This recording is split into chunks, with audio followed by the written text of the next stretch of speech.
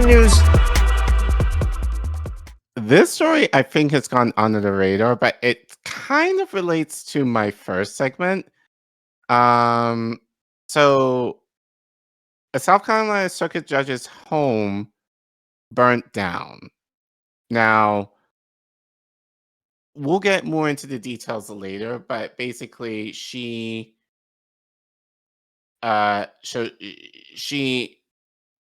didn't uphold Trump's thing of wanting to release data of citizens in South Carolina. She was against that and was very open about that. And now, just out coincidence, her home burned down.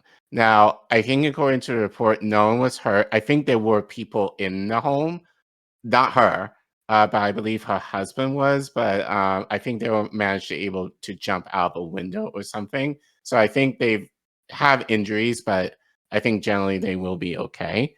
But I find this story kind of interesting because I feel like we're kind of now, again, I'm going to say alleged because I don't want to make accusations that could be wrong, but seemingly that this can be, you could say, enticed by the the Trump administration by a certain person. We're going to get more into that in a few, but in the meantime, I think I put in a video, I think, of the news report first. So let's watch that and we can get into the meat and potatoes of this whole story. And then you can make the opinion for yourselves. Cool. You can hear the thing burning. Tonight, the cause of this massive blaze that destroyed the home of a South Carolina judge is under investigation. The house in Edisto Beach, an hour from Charleston, went up in flames on Saturday. Crews from several fire departments raced to get it under control. We saw the black smoke and knew that was a house, but I didn't know if it was something that was spreading down here or further up or if it was isolated. Fire officials say 3 people escaped through an elevated first-floor window. That house sat inside a gated community here, and as you can see, it is surrounded by marshland. Those 3 people who escaped the fire had to be rescued by kayak and canoe. One survivor was airlifted to a Charleston hospital. The home is owned by Circuit Court Judge Diane Goodstein and her husband, a former Democratic state senator. Judge Goodstein was recently involved in a high-profile ruling temporarily blocking South Carolina from turning over voter information to the Department of Justice. State investigators haven't said how the fire started, but late today released a statement saying, in part, at this time there is no evidence to indicate the fire was intentionally set. Still, earlier today, South Carolina Senator Lindsey Graham expressed concerns about political violence.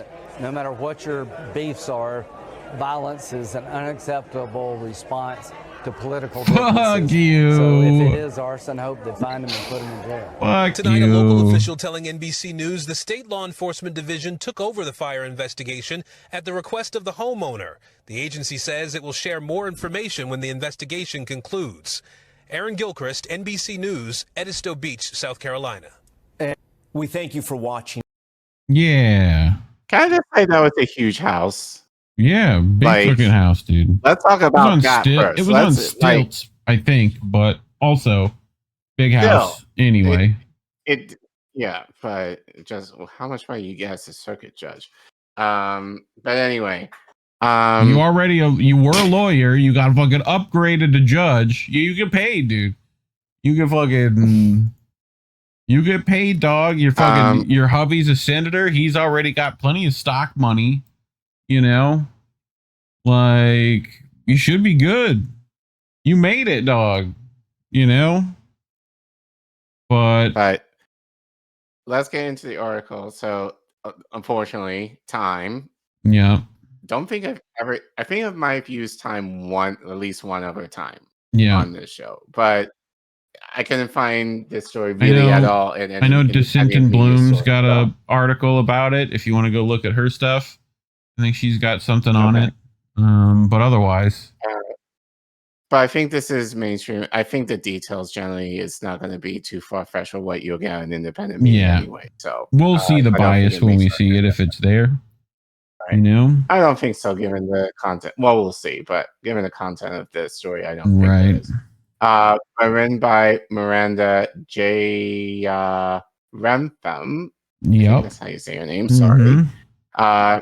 Where she writes, investigation ongoing, in quotations, after House of South Carolina judge criticized by Biden. Why say Biden? Jesus. Trump administration burns down. I mean, Same. I mean, same. Sure. Police are investigating a fire that burned down the home of South Carolina Circuit Court Judge Diane Goodstein, who had reportedly received death threats for weeks relating to her work. At the time, there was no evidence to indicate that the fire was intentionally set. South Carolina Law Enforcement Division Chief Mark Cleo told Time in a statement on Monday, knowing that the investigation into the house fire on Edisto Beach is active and ongoing. I urge our citizens, elected officials, and members of the press to exercise good judgment and not share information that has not been verified, Keel said.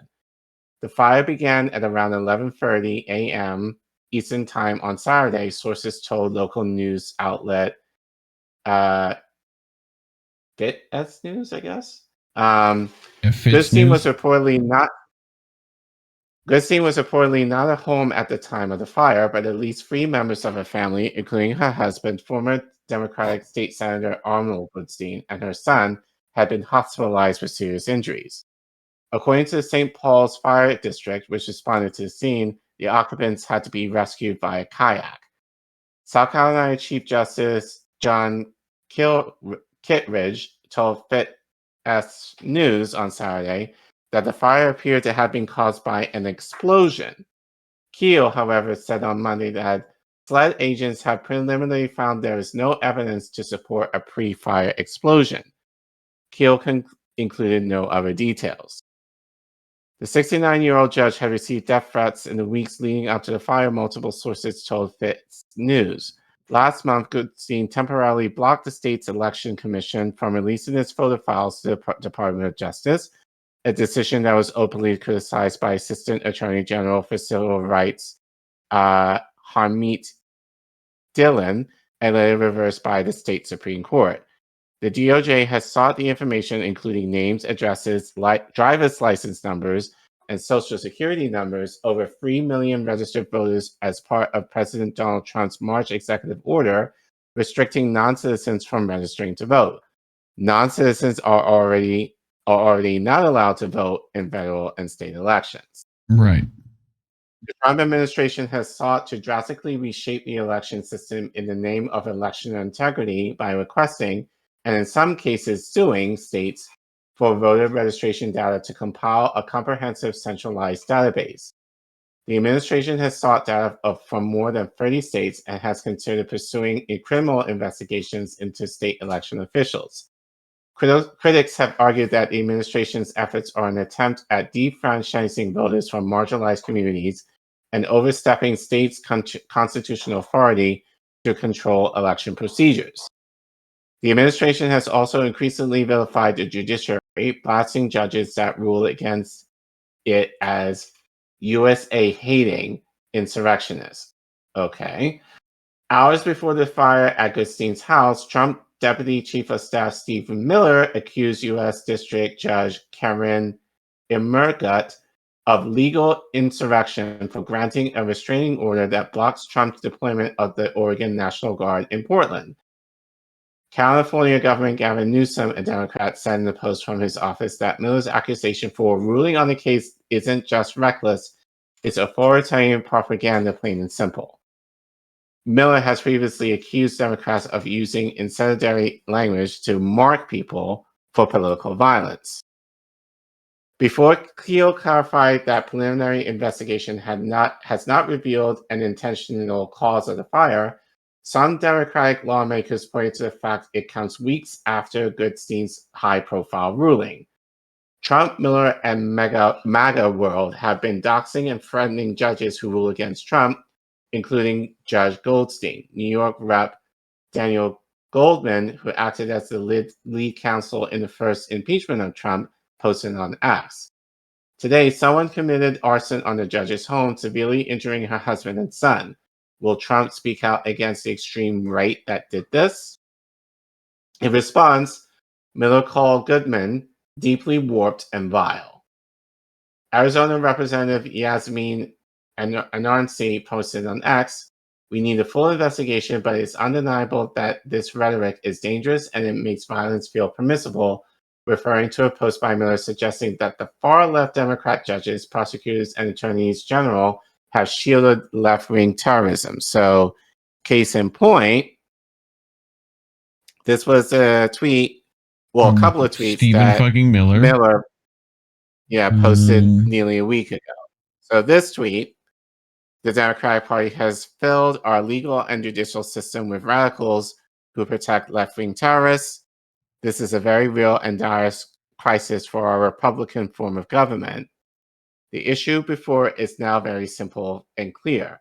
There is a large and growing movement of left-wing terrorism in this country. It is well organized and funded, and is shielded by far-left Democrat judges, prosecutors, and attorneys general. The only remedy is to use legitimate state power and to dismantle terrorism and terror networks. God, doesn't that sound the most familiar we've ever fucking heard? Like, sure. Holy shit. Terror. Terrorism. Terrorists, terror organization, terrorist attacks, terrorism, terrorist network, terrorist attacks, terrorist group, terror. I mean, I could let that keep going. It goes for like twice as long as that. So, like, first of all, we know that the fucking right-wingers have been like packing the courts up, down, and sideways for like years now. Like, well, here's the thing that people forget. A lot of these circuit judges were sworn in by Democrats. Right. In collaboration with Republicans. People have forgotten that. Like, I think I've reported on this several times, maybe within the last couple of years, how Schumer and what's-his-face, Mitch McConnell, essentially made a deal to swear in a lot of these judges just so they're able to go on vacation. Essentially, that's what it was. Like, I know I reported on that at least a couple of years ago. So the idea that they're now saying, oh, this is definitely like a left-wing issue, that this is all Democrats, is totally bullshit, considering that Democrats basically allowed a lot of these circuit judges in to begin with, especially if they were more conservative, number one. But yeah, I said number one, but that was my only point. But yeah, it's just kind of like, and now you're kind of saying, oh,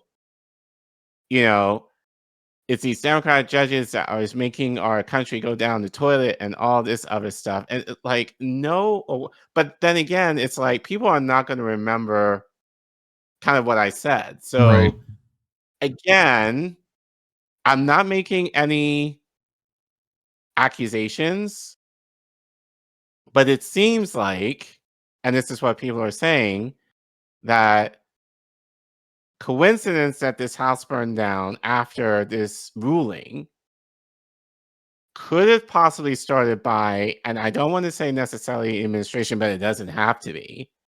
It could be just one of these crazy, like, conservatives who, again, I'm going to say allegedly, and this is my opinion, that wanted to take matters into their own hands. So, possibly. So, could be, but this is the world we're coming back. Could be Democratic false flag kind of thing, where it's like they're wanting to set this up to make right-wingers look like violent and shitty as well. Right. Could be plenty of things. And I do want to go back to Lindsey Graham for a second, how rich it was to say that political violence is unacceptable, but yet he will go against any war across overseas. So it's only violence in his fucking neighborhood that he gives a fuck about. Like, I don't think he even gave a crap about this. Right. I don't think I think he was just saying it just in to general, sound nice, given this happened in his state, but right? I'm sure he didn't care. No, It was just the thing to say. I'm sure if it were Trump, he would kind of lick his ass. yeah, And he will probably like it, wink, wink. But but I shouldn't have said that, but whatever. But yeah, just kind of the hypocrisy on these people is just wild. But anyway, long digression. Yeah, In a power response to a post by a staffer for Newsom's office that said Dylan had publicly targeted Goldstein weeks before the fire, Dylan posted, "Threats against me are referred to the U.S. Marshals. There has been several tonight. We will tolerate no such threats by woke idiots. Govern yourselves accordingly. FAFO." The heated, politicized response to the fire has become more common as political violence across the country has risen, sharpening the divide between the U.S. left and right. Last month, conservative activist Charlie Kirk was killed in an assassination that the Trump administration blamed on the left's rhetoric. Democratic Speaker of the Minnesota House of Representatives Melissa Hortman and her husband were murdered in June, while Democratic Pennsylvania Governor Judge Shapiro residence was targeted in an arson attack in April. And a number of judges who have ruled against Trump have received attacks and threats from his supporters. Chief Judge of the District of Rhode Island, Jack McConnell, told NPR in August that his court has received more than 400 threatening voicemails, including several credible death threats. McConnell has issued a ruling blocking Trump's freeze on federal aid early in the year. Judges told NPR that they received unsolicited anonymous pizza deliveries, a tactic known as pizza doxing that implies that the sender knows the judge's address. A White House spokesperson told NPR that attacks on public officials have no place in our society, noting the president's own experience with assassination attempts last year, which even that is kind of us. Yeah. I'm hearing everywhere that judges are worried about safety. There are people who are inflamed by incendiary comments of our president and members of Congress about judges. Public officials have legitimized attacks on judges with whom they disagree. Nancy Gertier, a former judge and current professor of practice at Harvard, told The Guardian in May. That month, Richard Durbin, top Democrat on the Senate Judiciary Committee, penned a letter to Bondi and FBI Director Kash Patel requesting an investigation into pizza doxing incidents against at least a dozen judges. Fronts against judges are threats against constitutional government. Everyone should take this seriously. New York Judge Richard Sullivan, a Trump first-term appointee, told the Associated Press in March. Less than a year into his second presidential term, Trump has asserted an expansive view of his executive powers. As of October, Trump has issued over 300 orders, proclamations, and memoranda, many of which have resulted in thorny and protracted legal battles. Between May 1st and July 23rd, federal district courts blocked Trump's actions with temporary restraining orders on preliminary injunctions around 94% of the time, according to data analyzed by Adam Bonica, an associate professor of political science at Stanford, while the Supreme Court reversed those orders in close to 94% of its cases. Critics said that the sheer amount of litigation, some of which has been brought or appealed by the Trump administration, could overwhelm the judiciary. What President Trump has done, perhaps more than other presidents, has been not to only bring to task cases and force the courts to deal with these issues, but to do it in a shock and awe strategy which puts additional stress on the courts. Stephen Richmond, chair of the IBA Bar Issues Commission, told podcast Global Insight, speaking in a personal capacity. Test cases are one thing, but as in any litigation involving parties and lawyers on both sides, the facts and positions taken must satisfy rules of professional ethics in terms of not being frivolous. Others have said that bigger threats come from Trump officials attacking judges that rule against the administration. Trump and his allies have also sought to portray the judiciary and their decisions as politicized and judicial overreach. Hours before the fire at Goodstein's house, Trump's Deputy Chief Staff Stephen Miller accused U.S. District Judge Collin and Murdoch of legal insurrection for granting a restraining order that blocks Trump's deployment of the Oregon National Guard in Portland. Wait, did we? I think I just repeated that, so never mind. We won't read that. Trump has called Pacific judges who have pushed back on his executive orders radical left lunatic and troublemaker and agitator. In May, White House Press Secretary Caroline Leavitt called the panel of judges that ruled against Trump's sweeping tariffs activist judges. God. In a post that month, Miller said, "We're living under a judicial tyranny." Miller posted on X in March, under the precedents now being established by radical rogue judges, a district court in Hawaii could enjoin troop movements in Iraq. Judges have no authority to administer the executive branch or to nullify the results of a national election. Another day, another judge unilaterally deciding policy for the whole country, this time to benefit foreign gang members. Republican Chuck Grassley, chairman of the Senate's Judiciary Committee, posted in March after a Washington judge temporarily barred Trump from carrying out mass deportations. If the Supreme Court or Congress doesn't fix, we're heading towards a constitutional crisis. In April, Pam Bondi called the swath of lawsuits filed against White House actions a constitutional crisis. President Trump's executive authority has been undermined since his first hours of his presidency by an endless barrage of injunctions designed to halt his agenda, she said in June. House Speaker Mike Johnson asserted congressional authority over U.S. courts and appeared in March to threaten to disempower district courts if it came down to it. We do not have the authority over the federal courts, as you know. We can eliminate an entire district court, Justice said. We have power of funding over the courts and all these other things.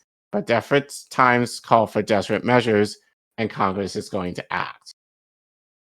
But the administration has also gone beyond vertically criticizing the courts. The Justice Department in Trump's second term has moved to prosecute several of his perceived enemies and judges that have pushed back on his political agenda.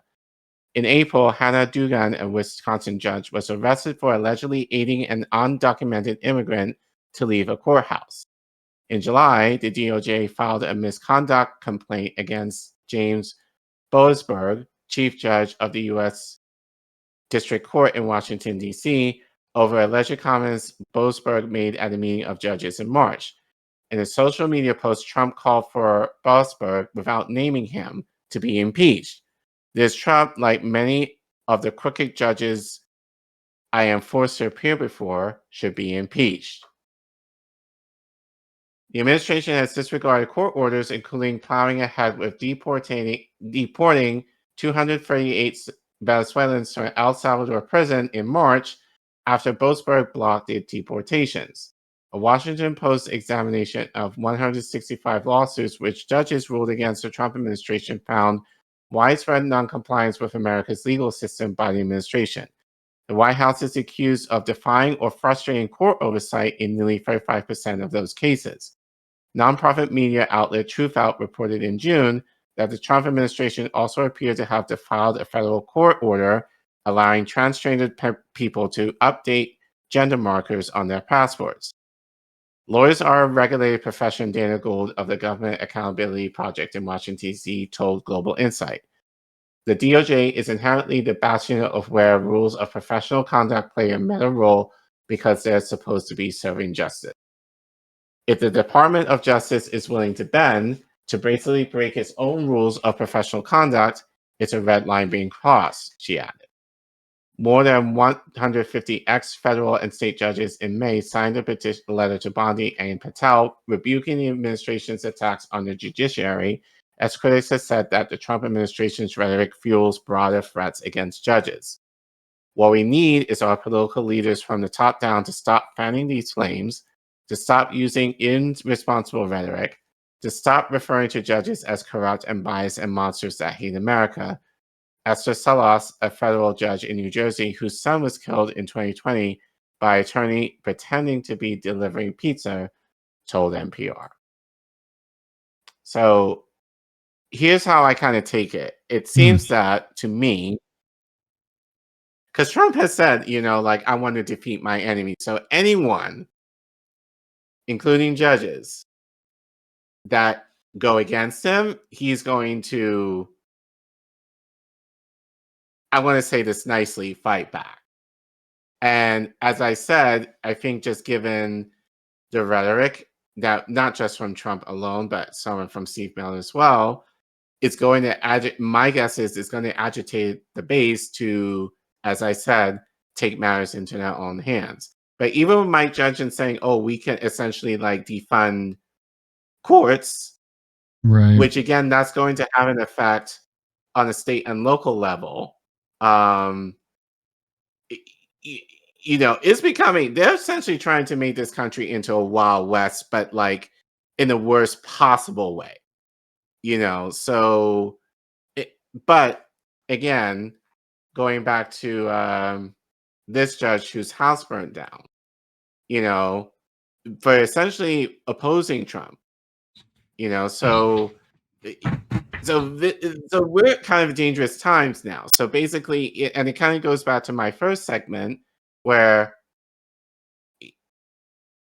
if Trump don't like you, and I think now he's more emboldened, that he's going to make it clear that he doesn't like you. And as the saying goes, shit can happen. So now, obviously, I'm not insinuating that the administration had something to do with her house. But,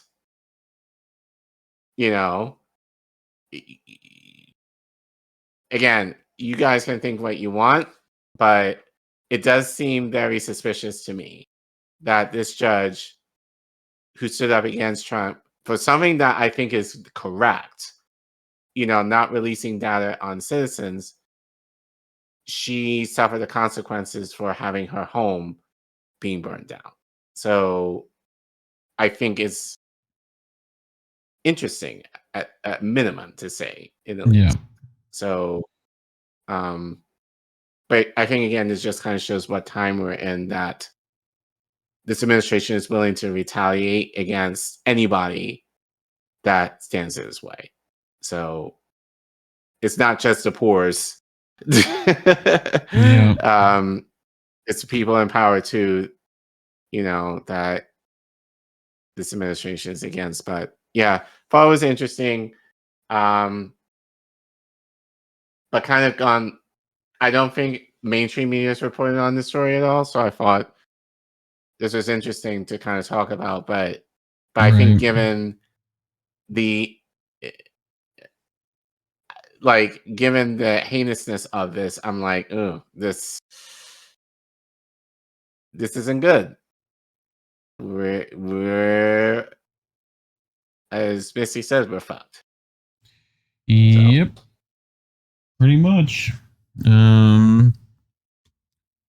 Well, as you probably figured out, talking about these kind of things are why we're demonetized. So you could scan that QR code on your screen, go to ko-fi.com/Indie News Network, or as always, links to donate are in the description below. And if you can't give monetarily, we totally get it. Times are rough right now. Like and subscribe, hit the share button, and leave a comment. Let us know what you think. Otherwise, thanks for watching.